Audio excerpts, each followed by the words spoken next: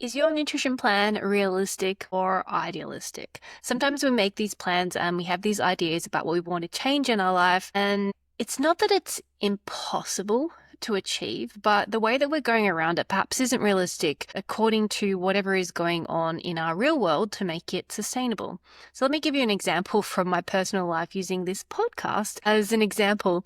In an ideal world, I would pre-record podcast episodes weeks in advance for my lovely editor to edit and post and schedule on my behalf. I would plan ahead. I would know what I'm going to talk about, plan it, and I record it as to plan when I plan to do it, so that it aligns particularly to promote some of the workshops or the events, or perhaps the specific race that's happening that is in relation to the topic that I want to talk about at that time of the year. However, I'm a couple of years into my podcast journey and I am failing a little bit miserably at some of those idealistic goals and plans that I have. As I speak, I'm probably about 4 episodes overdue on podcast episodes for my editor because she's going away on holidays, then I'm going on holidays for a few weeks, and as a result, if I don't get ahead and I don't record anything, then there's going to be some radio silence here for a few weeks' time. So if that does happen, then you know what happened. Life just got on top of me. And what I found is that when I'm in this like idealistic sort of mentality and thinking, it actually blocks me further, and I end up not doing anything because I get so overwhelmed with like, I've got to do it that I just don't do it. And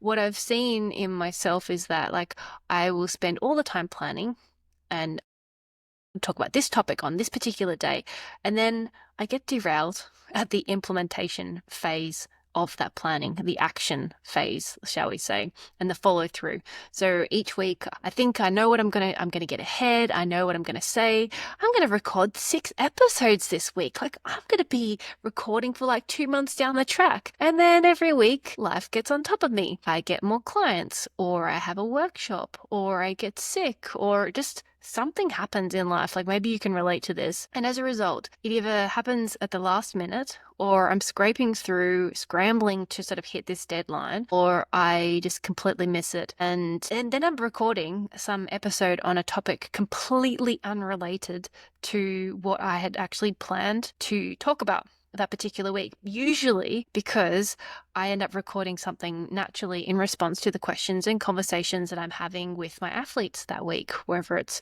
about everyday nutrition, whether it's about mindset, whether it's about relationship with food, whether it's about training nutrition or race nutrition. Like if you've thought that there's no rhyme or reason or structure to this podcast as to what I'm talking about, this is probably why. I keep thinking that next week I'm going to be better, that after this event or after I've not got that trouble on my plate, then I'm going to have more time and I'm going to be better then. I won't be so busy. So like, I'll be better then in the future. But the reality is that like life just tends to keep getting busy and more complicated rather than like less busy and less complicated. And we have to make the time to change things or be realistic about what we're physically capable of changing now in a way that actually works with our lifestyle rather than against it. And this is where it's that whole being idealistic thinking, not being idealistic with our thinking, but actually being realistic with our thinking, our choices, and our actions, which brings me back to nutrition, because often I'll see people coming to me with and having these idealistic goals or visions of what they want to change or achieve or change and be different about their nutrition. Kind of like how at the beginning of the year, we can get really sucked into that whole New Year's resolutions sort of thinking. This year, I'm going to be completely different. I'm going to do everything. I'm going to dress differently. I'm going to eat more vegetables. I'm going to drink more water. I'm going to go to the gym more, blah, blah, blah. We make all these plans of changes, but usually because they're so far from our starting point that we actually end up setting ourselves up for failure. And when it comes to like New Year's resolutions, like most people give up before the end of January.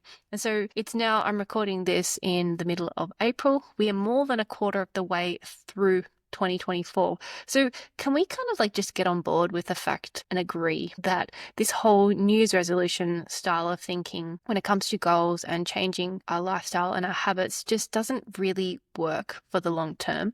But do you know what does actually work is making small, sustainable, realistic changes that work with our lifestyle rather than against it. It all comes back to being honest and true about like what is going on with my world right now. What can I physically, feasibly, sustainably change? And when we make smaller changes that work with our lifestyle, we are so much more likely to stick with it for weeks and months on end, which is where that whole compounding comes into effect so that we see the results, kind of like with a marathon or with an Ironman training. So like I got into cycling from triathlon and from Ironman, and I was very much initially in that mindset of like, I could never do a marathon, like do that. Whereas like anyone can do it, but you've got like maybe not tomorrow. I mean, you might be able to, but you might struggle. But if you train for it and you go and do another training session and another training session and another training session, that's how you build up that endurance capacity. That's how you can cope with that training load. Yeah, doing it once off is probably going to make you feel sick, but doing it consistently and building it up slowly over weeks, months, and years,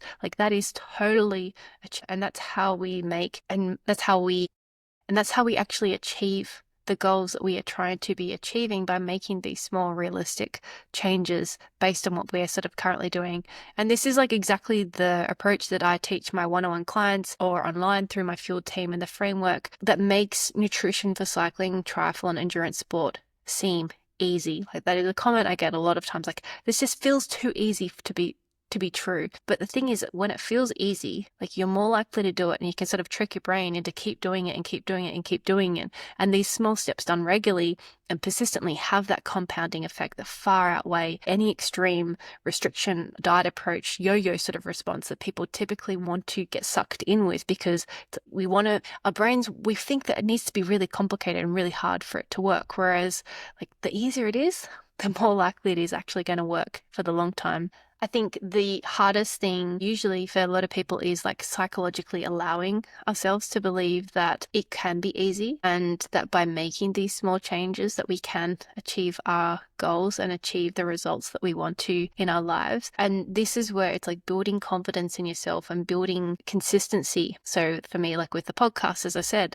like if I put all these expectations on myself that I'm going to record like 5 podcasts this week and put this pressure on myself that isn't realistic with everything else that's going on in my life, then it's setting myself up for failure and to a way that I'm not going to be confident in my ability to follow through in that. Whereas if I have that small step of like, do you know what?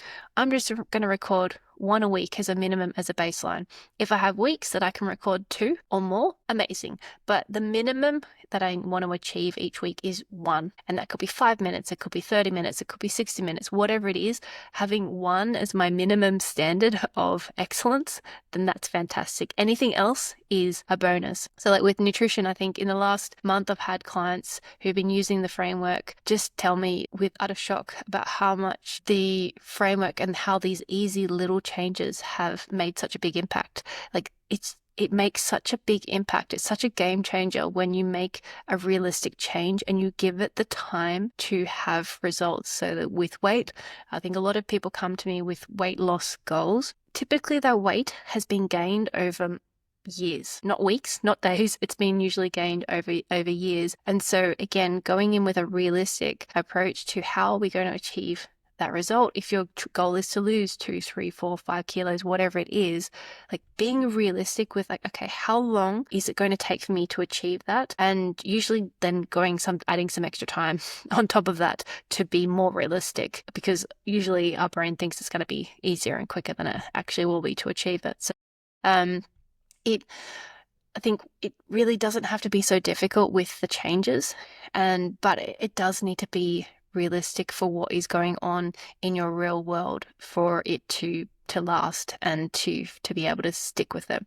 So I think with nutrition, a lot of times we get in this mindset thinking that we have to make it complicated. We have to add all these rules of what we can and can't do, or what we should be doing. And it's like, can we stop shooting on ourselves? Like, I should be cooking everything from scratch. I should be doing this. Like, if you are busy, you're stressed, you're tired, you've got a lot of family stuff going on, you may not have the capacity to follow through on that. And putting that expectation on yourself in that time isn't caring for you and isn't going to help you be consistent with that, it's actually going to put you in more of a negative headspace of feeling like a failure and wanting to give up. Whereas if you look at the reality of your life and that chaos or whatever is going on and be like, okay, I'm really struggling with this week. I'm really struggling with this day. And how can I make a better choice, or how can I preempt that and plan for that so that I've got food available, preferably that I don't have to cook it or that I just have to heat it up, that it's ready for me to go. And this is certainly where having like frozen dinners or having leftovers in the freezer, like leftovers are amazing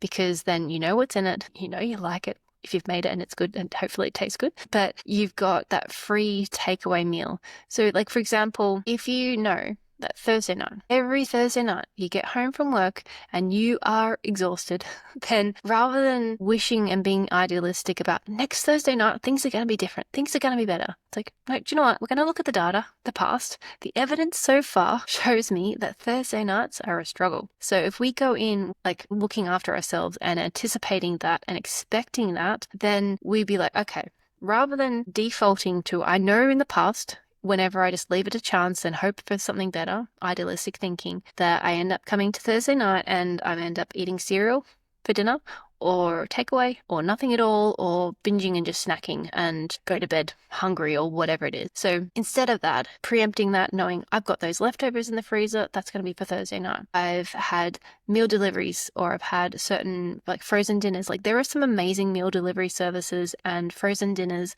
available that you can use to help you keep you on track.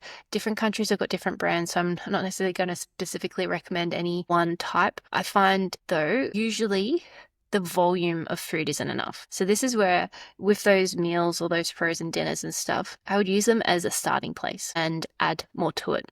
Especially if you're training, you're probably going to need more energy, probably going to need more carbs than what is in that meal.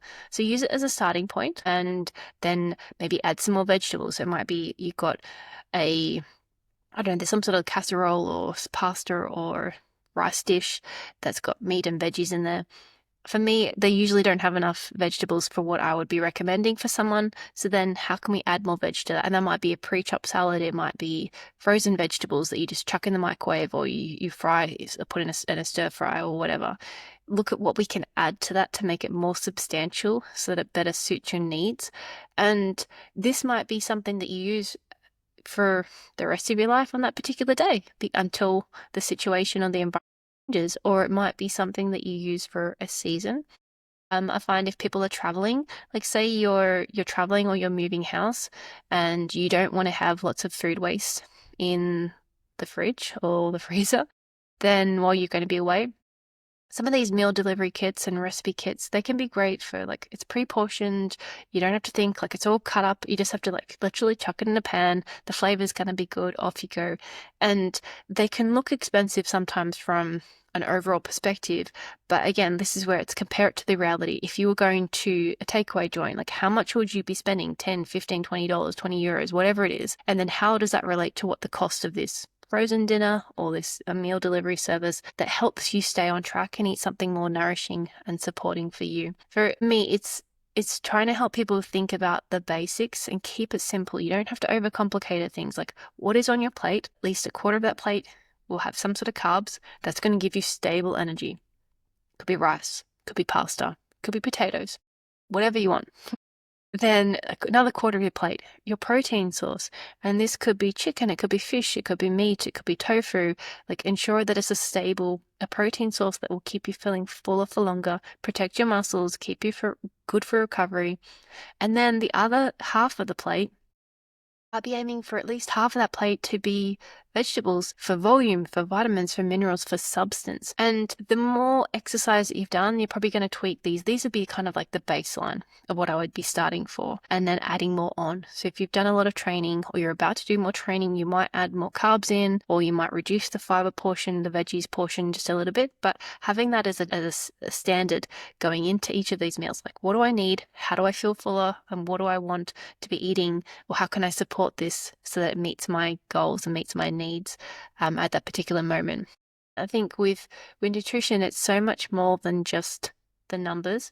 And when we can let go of the perfection and or this expectation to be perfect, and we can proactively support the realities of what is going on in our life, we're so much more likely to stay consistent and to stay on track through these crazy periods of life, through periods where we're on holidays, through periods where it's Christmas or holidays and there's extra foods around the house. If we are intentional about our food choices and look about how can we incorporate this in a way that's going to support our needs versus going in with a restriction mindset or this perfectionistic of like, I'm never going to eat that, or I'm only going to eat this. When we go in with this realistic expectation, we can make better choices that will help us stick along with our goals, keep us perhaps in a period of maintenance, and help us enjoy our life versus feeling stressed and overwhelmed and thinking about food constantly, which is never helpful for anybody. As for me with this podcast, I think I have just decided, like, for me, like, what is realistic for me is working with the flow. And there's days and weeks and times when I'm like, I'm on fire and I'm like got all the ideas and all the creativity and working with the dopamine, I guess, of like what is working for me, which for me means that I don't plan it because whenever I try and plan it, like I keep thinking next time I'm going to plan it's going to work better. And I've done this so many times that I know myself and I know what does and I know what doesn't work for me. And I know that trying to plan it like that just doesn't work for me. It might be great for other people and it might be really useful for them, but for me, for whatever reason, how my brain works, how I think, it just doesn't work and actually creates more stress and anxiety or frustration, beating myself up that I'm failing myself or failing you for the people that are listening, because my mission and what I want to be achieving through the work that I do in person, through what I do through Fueled, through the podcast, through the Instagram, YouTube, all the channels that I share content. Like my goal is to help change people's relationship with food and to transform the way that people eat on and off the bike, turning the culture of nutrition upside down from this mindset of restriction and eating is cheating to recognizing that food is fuel and food fuels better performance. And that performance can be with the exercise that we do, but it's also performance in how we show up in the world, performance for our energy levels at work, with our family. It really does come down to the small choices that we make, and it doesn't have to be as complicated or as restrictive as we can be led to believe if we sort of just go on what we see on social media all the time. So for me, it comes down to like, I'm going to continue to be recording episodes, answering the real life questions that I get in real time with my clients, as well as the people in my field team and online, and sharing this naturally as I feel led and as the ideas come to me rather than to a strict or restrictive sort of plan that just is idealistic for me. So I hope that helps you I hope that gives you some fuel for thought for this week. And that's all for today. Like, subscribe, fuel your ride, and I will see you next time.